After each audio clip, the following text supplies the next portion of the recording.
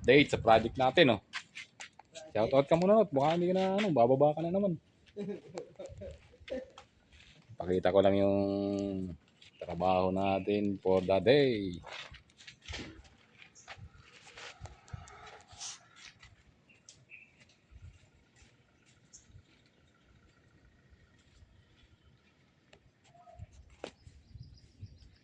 Halos na sarado na natin yung second floor. Tulog-tulog din pag may time.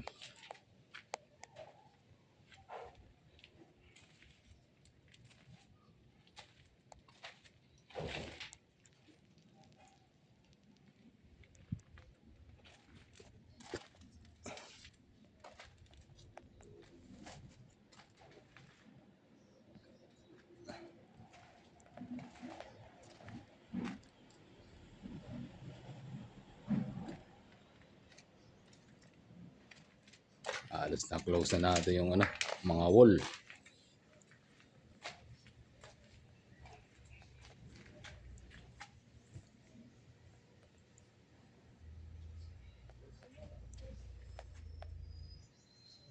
Four bedrooms to.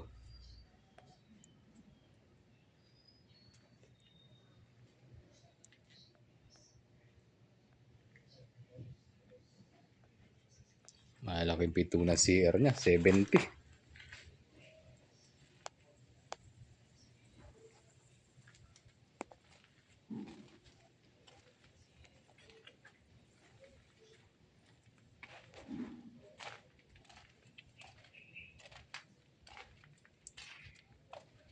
Pag I-beam, puro maraming trabaho yung welder.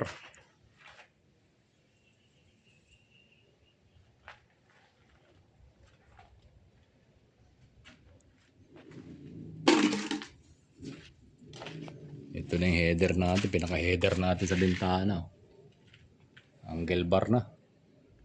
Mamasilya na lang yan.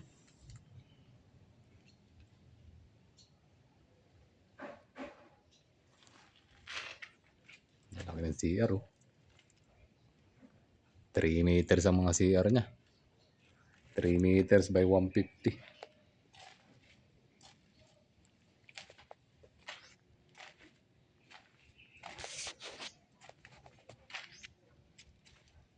Update lang natin. Puro CR lang yung yung CHB.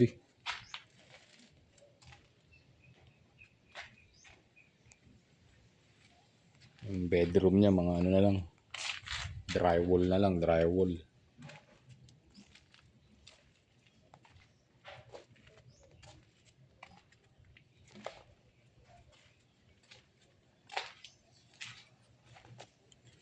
One week and a half. Ito yung tinrabaho natin, oh. Naikutan na natin ng hollow blocks. Ano to? 12 meters by 12 meters.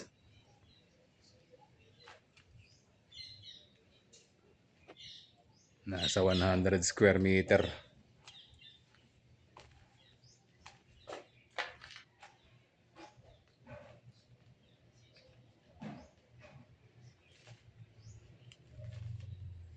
Ayan yung update sa trabaho natin.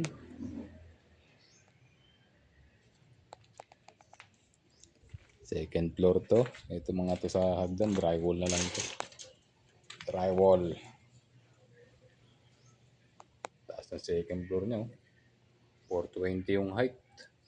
Galing pa no sa parang 520. 420 galing doon sa flooring doon, oh.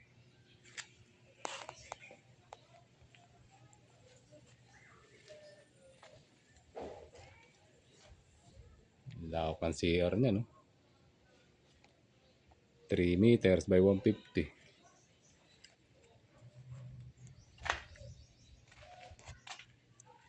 4 bedroom. Pangit pa mag-video kaya hindi ako nag-video. Ang dami pang scaffolding. Pag natapos natin isolation, baklasin natin itong mga scaffolding na to. Maganda-ganda na mag-video. Kaya tinatamad ako mag-video.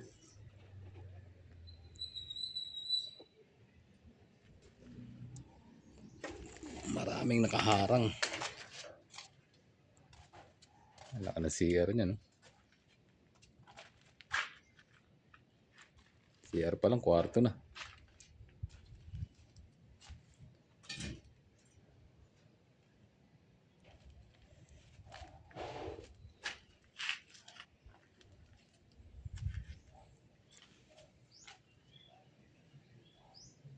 Hirap video. Pagka may mga kahoy po. Maintindihan. In-update ko lang yung project natin. Kahaba ng CR na yun, no? Ito, nasa 4 meters CR.